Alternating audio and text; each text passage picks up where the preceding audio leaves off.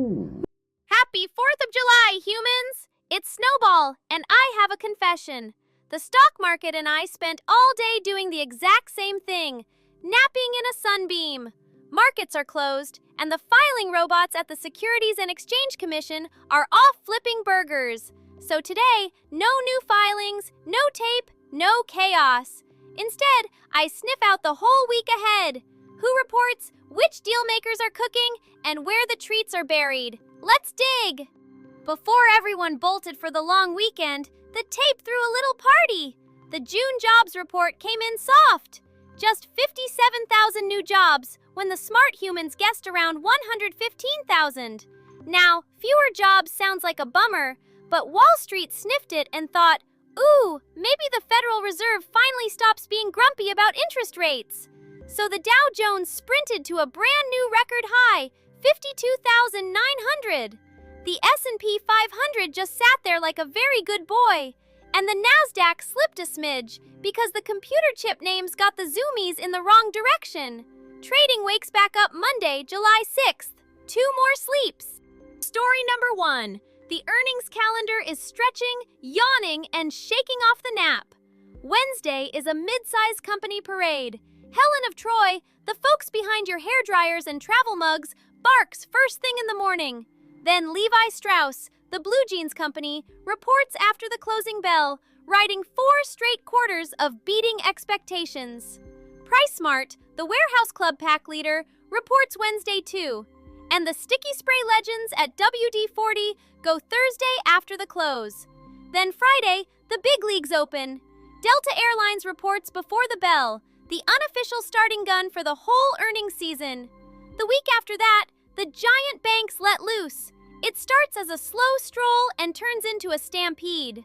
Story number 2, and this one is a great big chew toy. Fox is buying Roku, the little box that runs your television streaming, for $22 billion in cash and stock. That is $160 a share. Chew on that. The old-school television giant is swallowing the streaming gadget whole. Right now, the deal is stuck in the paperwork phase, all those merger documents piling up on the filing website ahead of a close expected in the first half of next year. And it is not alone in the kennel. Netflix chasing Warner Brothers Discovery, a giant fund going after Electronic Arts, and Charter reaching for Cox are all still wagging through the pipeline. Story number 3, a leftover still worth gnawing. Tesla built a record 480,000 cars last quarter.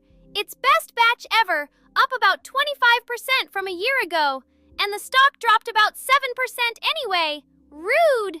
But here is the doggy logic. The good news was already baked into the biscuit. Traders had run the price up for 4 days straight, so when the shiny number arrived, they sold the news. Now everybody waits for July 22nd, when Tesla shows the real money math, the profit on each car. That is the number that decides if this good boy earns a treat or a timeout. Here's my scoreboard, the part where I sniff what the options market is bracing for. Most of this week's names are just calendar dates for now, because with markets closed, the option prices are stale and snoozing. Fresh expected move numbers get sniffed out Monday after the close. One name from last week did finish, though, Greenbrier. The options had priced a swing of about 11%, and the stock barely twitched, down 0.5%. Fully priced in. Boring in the very best possible way. So that's the week ahead. Jeans and hair dryers Wednesday. Delta opens the big show Friday. Fox is eating a streaming box, and Tesla waits to show its homework. I'll be back Monday when the market wakes up and the filings start flying again. These numbers are just for chewing on, never advice. Now go enjoy the fireworks, and if they get too loud, come hide under the desk with me. This has been Market Briefs. Good boy, out!